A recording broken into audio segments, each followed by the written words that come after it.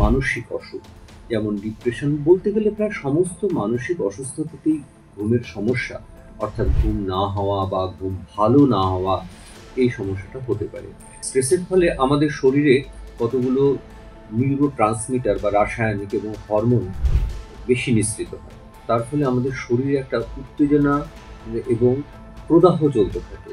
এই ক্রনিক প্রদাহের ফলে আমাদের মস্তিষ্কে এমন কিছু পরিবর্তন হয়, যার ফলে কিন্তু ঘুম আসতে চাইবে না বা ইনসমনিয়া।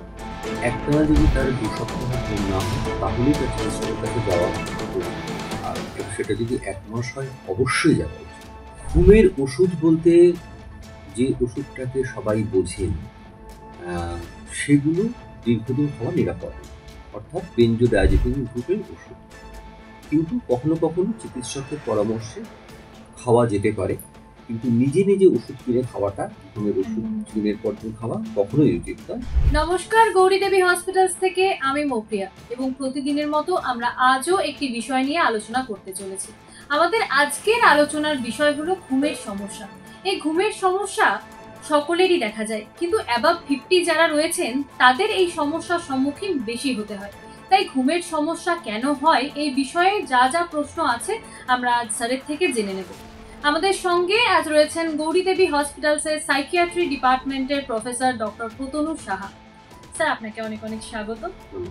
স্যার, অনেকেই বলে ঘুম হচ্ছে না, এটার কি কি কারণ রয়েছে? অসুখের কারণগুলো বলার আগে আমি প্রথমে বলবো যে মানুষ যেখানে ঘুমোচ্ছে সেই পরিবেশটা, অর্থাৎ সেই ঘরে আলো কতটা রয়েছে, অন্ধকার রয়েছে কিনা, যথেষ্ট শব্দের কোনো অত্যাচার আছে কিনা, এইগুলো আগে দেখা দরকার, যে তার ঘুমের মতো তার সুযোগটা আছে কিনা। ঘুমের জন্য একদম অন্ধকার ঘরই ভালো, কিন্তু আমাদের এখন তো একদম অন্ধকার হয় না, রাস্তা থেকে বিভিন্ন জায়গা থেকে আলো আসে। আবার অনেকের একটু অল্প আলো না জ্বালালে অনেকের অসুবিধা হয়, বা বিশেষত বয়স্ক মানুষরা যাদেরকে বাথরুমে উঠতে হয়। যদি ডিম লাইট জ্বালাতেই হয়, তাহলে বলবো সবুজ বা নীল নয়, লাল অথবা হলুদ রঙের ডিম লাইট ঘুমের পক্ষে সুবিধাজনক। আর অসুখের ক্ষেত্রে যে কোনো অসুখ যেটাতে শরীরে প্রায় সর্বক্ষণ ব্যথা থাকে, সেই ধরনের সমস্ত অসুখই ঘুমের ব্যাঘাত হয়। তারপরে আরও কতগুলো আছে, যেমন পুরুষদের ক্ষেত্রে এনলার্জ প্রস্টেটের জন্য যদি বারবার বাথরুমে উঠতে হয় রাত্রে, এই কারণে ঘুমের সমস্যা হতে পারে। কারণ বিভিন্ন রকমের সিওপিডি, হাঁপানি, এই সমস্ত অসুখে রাত্রিবেলায় এগুলো একটু ট্রিগার করে, শ্বাসকষ্ট, তার জন্য ঘুমের সমস্যা হতে পারে। এর বাইরে যেটা আছে সেটা হচ্ছে আরও নানান রকম মানসিক অসুখ, যেমন ডিপ্রেশন, বলতে গেলে প্রায় সমস্ত মানসিক অসুস্থতাতেই ঘুমের সমস্যা, অর্থাৎ ঘুম না হওয়া বা ঘুম ভালো না হওয়া, এই সমস্যাটা হতে পারে। সুতরাং যদি কেউ এই ঘুমের সমস্যায় সাফার করে, তাহলে প্রথমে দেখতে হবে সে ঘুমের উপযুক্ত পরিবেশ এবং সুযোগ পাচ্ছে কিনা।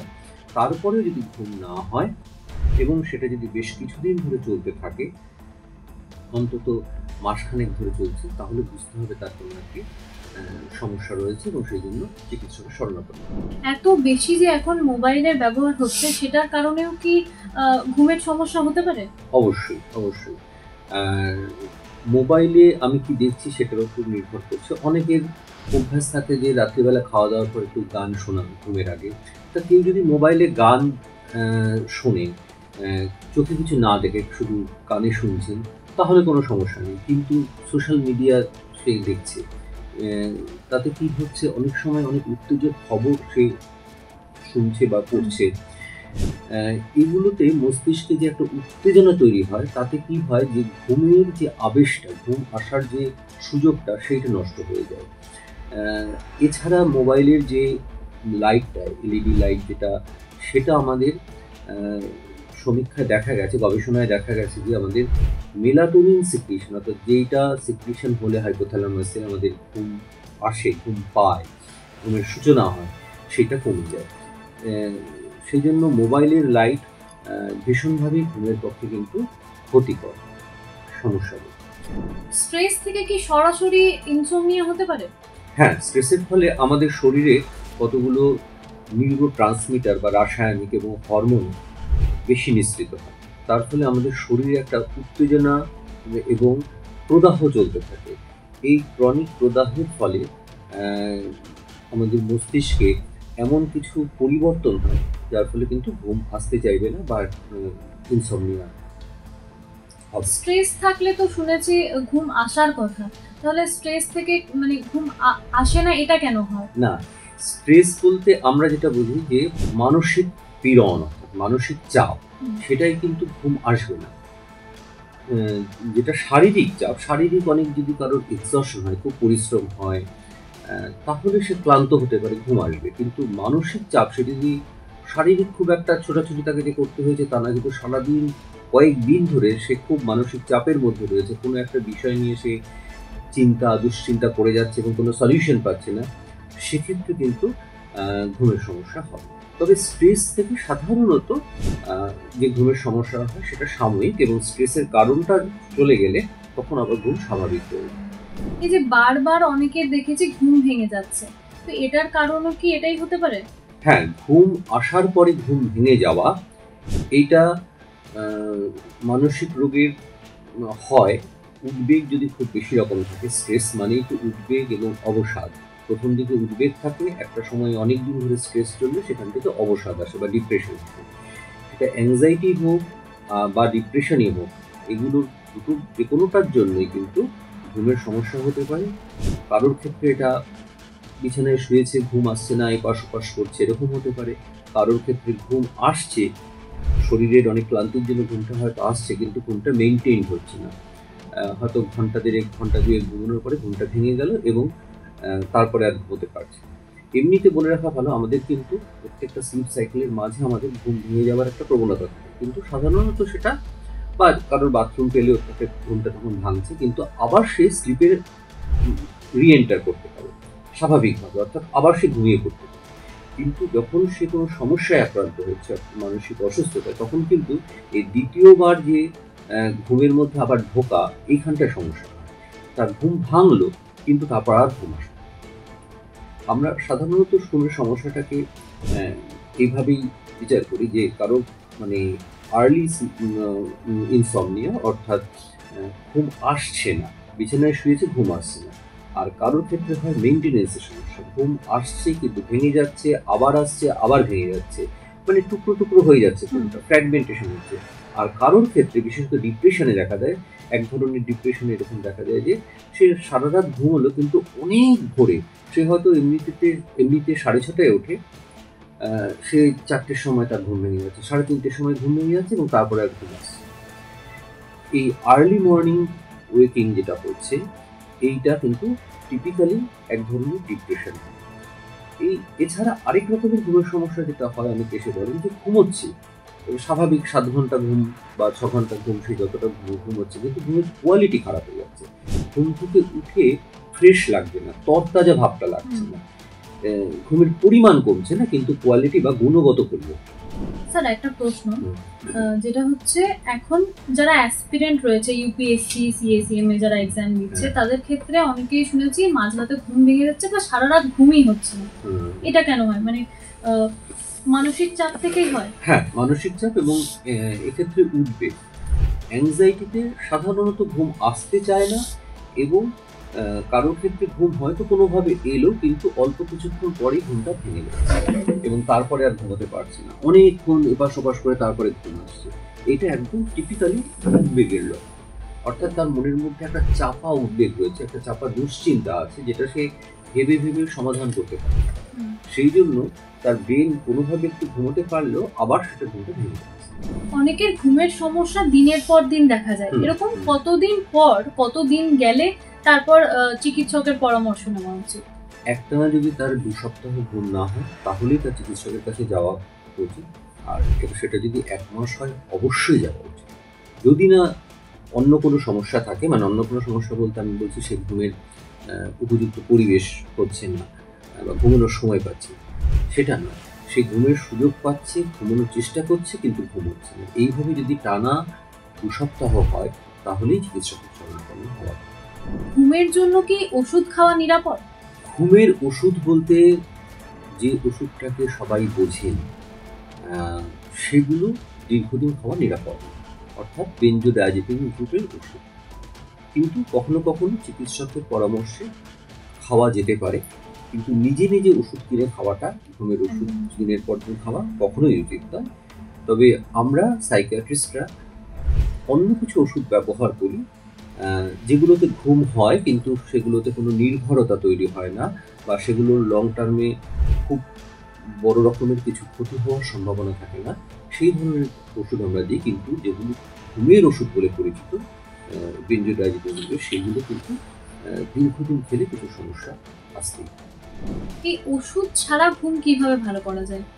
হ্যাঁ, ওষুধ দিয়ে ঘুম আনানোর চেষ্টা করার আগে অবশ্যই কতগুলো আহ, ঘুমের বিধি মেনে চলা দরকার, যেগুলোকে আমরা স্লিপ হাইজিন বলি। যাদেরই ঘুমের সমস্যা প্রবণতা আছে তাদের এগুলোকে মেনে চলা দরকার। প্রথম হচ্ছে ঘুমের সময়, কখন আমি বিছানায় শুতে যাচ্ছি এবং কখন বিছানা থেকে উঠছি, এই দুটো সময়কে ফিক্সড করতে হবে। ফিক্সড বলতে ঠিক আছে 15 মিনিট 20 মিনিট আগে পরে, ম্যাক্সিমাম আধ ঘন্টা আগে পরে একটা দিন হলো, কিন্তু আমি যদি রোজ 11টায় ঘুমোতে যাই তাহলে আমাকে চেষ্টা করতে হবে যে 11টায়, কোনোদিন 12টায় শুতে গেলাম, কোনোদিন 12:30, কোনোদিন 10টায় শুতে যাচ্ছি। এতে কি হচ্ছে, আমার শরীর একটা রুটিনে অভ্যস্ত হওয়ার সুযোগ পাচ্ছে। আরেকটা হচ্ছে ঘুম থেকে আমি কখন উঠছি। অনেকে এরকম করেন যে আগের দিন অনেক রাত হয়েছে, 9টা পর্যন্ত ঘুমাবো, এটা ঠিক নয়। আজকে যদি আমি সকাল 9টা পর্যন্ত বেশিক্ষণ ঘুমোই তাহলে কিন্তু আমার আজকে রাতে আবার ঘুম আসতে দেরি হবে। সমস্যাটা আমি বাড়িয়ে ফেলব।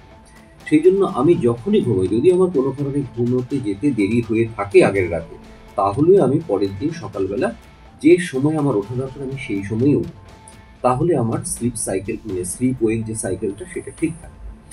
দ্বিতীয়ত হচ্ছে, অনেক সময়তেই ঘুম কোনো কারণে হয়তো আসছে না, হয়তো কিছু একটু টেনশন রয়েছে বা যে কোনো কারণে হোক, আমরা আমাদের এই ঘুম আসছে না, এটা যখনই আমরা এই ব্যাপারটা সচেতন হই তখন আরও টেনশন বেড়ে যায়। হয়তো ঘড়ি দেখছি, আরে আধ ঘন্টা হয়ে গেল, 40 মিনিট হয়ে গেল, 1 ঘন্টা হয়ে গেল, আমার ঘুম আসছে না। এই টেনশনে আরও ঘুম আসবে। তাহলে আমার কী করা উচিত? ঘুম না আসলে আমি বিছানা থেকে উঠে পড়বো। আমি আধ ঘন্টা দেখবো, আধ ঘন্টার মধ্যে যদি ঘুম না আসে তাহলে আমি বিছানা থেকে উঠে পড়বো। আমি বারান্দায় বা ছাদে গিয়ে একটু অন্ধকার জায়গায় থাকবো, চুপচাপ বসে থাকতে পারি, একটু আকাশের দিকে তাকিয়ে চুপচাপ মনটাকে স্থির করতে পারি, অথবা একটু গান শুনতে পারি। যখন আবার আমার ঘুম পাবে তখন আমি আবার বিছানায় যাবো। আরেকটা বিষয় হচ্ছে যে অনেকের এরকম আছে যে ঘুম এসে গেল, তারপরে ঘুম ভেঙে গেল, তখন ওই পাশাপাশ হবে। সেই সময় কিন্তু ওই একই এটা চেষ্টা করতে হবে যে উঠে যেতে হবে। বিছানায় যদি শুয়ে থেকে টেনশন করে তাহলে আরও ঘুম আসবে। আর ঘুমোতে যাওয়ার আগে যেটা করা দরকার, যে এই পুরো স্নান নয়, এই শুধু গরম জলে যদি একটু গা ধুয়ে নেওয়া যায় তাহলে ঘুম আসতে সুবিধা হয়।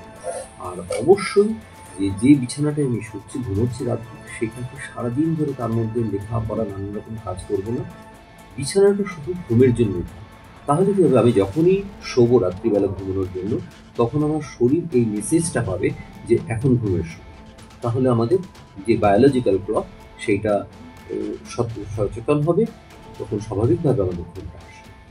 এই বিধিগুলো মেনে চললে কিন্তু অনেকেরই ঘুমের সমস্যা সে কাটিয়ে উঠতে পারবেন এবং ঘুমের ওষুধ খেতে হবে না, হয়তো কোনো প্রফেশনাল বা পেশাদারদের কাছেও যাওয়ার প্রয়োজন হবে। সামান্য এই স্লিপ হাইজিনগুলো যদি মেনে চলেন। এই যাদের ঘুম আসে না তাদের কি দুপুরে ঘুমানোটা একবারেই উচিত নয়? দুপুরের ঘুম, যাদের ঘুম স্বাভাবিকভাবে দুপুরে ঘুম পায় তারা ঘুমোতে পারেন, কিন্তু যাদের দুপুরে ঘুম পায় না তাদের জোর করে ঘুমোতে হবে এমন নয়। আমাদের শরীরের চাহিদা এক একজনের এক এক রকম। যেমন রাত্রে কতক্ষণ ঘুমানোটা ঠিক, এটার ক্ষেত্রে কোনো নির্দিষ্ট ঘন্টা ধরে হিসেব নেই। যতক্ষণ ঘুমানোর পর সকালে উঠে আপনার শরীরটা ফ্রেশ লাগবে, তরতাজা লাগবে, সেইটুকুনো ঘুমই আপনার যথেষ্ট। কারোর এটা 6 ঘন্টা হতে পারে, 5 ঘন্টা হতে পারে, কারো 7 ঘন্টা হতে পারে, 8 ঘন্টা হতে পারে। অনেকেই আছে শর্ট স্লিপার, অল্প ঘুমিয়ে দিনের পর দিন তারা স্বাভাবিক কাজকর্ম করতে পারে, তাদের শরীরে ঘুমের প্রয়োজনটাই কম। আবার অনেকে আছে লং স্লিপার্স। তবে সাধারণত অন অ্যাভারেজ 7 ঘন্টা রাত্রে ঘুম হলে সেটাকে যথেষ্ট বলে আমরা ধরি। আর দুপুরের যে ন্যাপ, সেইটা যদি তার শরীর যদি চায়, সে যদি ঘুম পায়, তাহলে সে ঘন্টাখানেক খুব বেশি হলে ঘুমিয়ে নিতে পারে। কিন্তু কারো যদি ঘুম না পায় তাহলে কিন্তু জোর করে দুপুরে ঘুমানোটা ঠিক নয়, তাহলে রাত্রে ঘুম আসতে অসুবিধা। মানসিক এবং শারীরিক সুস্থতার জন্য ঘুমটা কতটা প্রয়োজন? এটা ওই নির্ভর করছে যে সকালে উঠে যদি আপনার ফ্রেশ লাগে, ঘুম থেকে উঠে আমার সকালবেলা যে শরীরটা তরতাজা লাগে, তাহলে সেইটুকুনো ঘুমই আমি বুঝবো আমার পক্ষে যথেষ্ট। সেটা ওই গড়ে 7 ঘন্টা, কিন্তু কারোর ক্ষেত্রে সেটা আরেকটু বেশি লাগতে পারে, কারোর ক্ষেত্রে কম লাগতে পারে। সাধারণত আমাদের সারা জীবনের ক্ষেত্রে আমি বলবো, যত আমরা কম বয়স অর্থাৎ জন্মানোর পর আমাদের যতটা ঘুমের দরকার হয়, আমাদের যত বয়স বাড়তে থাকে ঘুমের প্রয়োজন শরীরে তত কমতে থাকে, বয়স্ক মানুষের ঘুমের প্রয়োজনটা কমে যায়। আর যারা ব্রেন ওয়ার্ক করে, বিশেষত টিনেজার্সরা, অ্যাডোলেসেন্স, যারা স্কুলে পড়ছে, খুব পড়াশোনার চাপ, তাদের কিন্তু বেশি করে ঘুম হয়। সাধারণত আমাদের মেমোরি যেভাবে ফর্ম হয়, মানে পার্মানেন্ট মেমোরি, স্থায়ী মেমোরি, স্মৃতি, সেটা হচ্ছে কি স্টুডেন্ট সে অনেকক্ষণ ধরে সারা সন্ধ্যা থেকে পড়লো, তারপরে কিন্তু সে যদি খুব ভালো একটা রাতে ঘুম হয়, যথেষ্ট পরিমাণে এবং গুণগতভাবে সেই ঘুমটা যদি ভালো হয়, তাহলে সে সারা সন্ধ্যেবেলা যেটা করেছে সেটা কিন্তু পার্মানেন্ট মেমোরিতে কনসলিডেট করবে। আর সে যদি জোর করে পড়তে থাকে, কম ঘুমে, তাহলে কিন্তু সেই পড়াটা মেমোরিতে যাবে না, সে 2-1 দিন বাদেই ভুলে যাবে, পার্মানেন্ট মেমোরিতে যাবে না। সেই জন্য এটা ফিক্সড বলা যায় না যে 7 ঘন্টা ঘুমই সবার জন্য দরকার। এটা বয়সের উপর নির্ভর করছে এবং মানুষের শরীরের চাহিদাও ভিন্ন ভিন্ন। তবে মোটামুটিভাবে যেই ঘুমটা ঘুমোলে আমাদের সকালে উঠে ফ্রেশ লাগে, সেটাই আমাদের শারীরিকভাবে এবং মানসিকভাবে সুস্থ থাকার জন্য প্রয়োজনীয় বলা যেতে পারে। আপনারা শুনলেন আমাদের বিশেষজ্ঞ কি বললেন। এই বিষয়ে যদি আপনাদের আরো কিছু জানার থাকে তাহলে কমেন্ট বক্সে কমেন্ট করুন। আমাদের ভিডিওটি ভালো লাগলে লাইক, কমেন্ট এবং শেয়ার করুন। আমাদের চ্যানেলটি সাবস্ক্রাইব করুন। সুস্থ থাকুন, সচেতন থাকুন। ধন্যবাদ।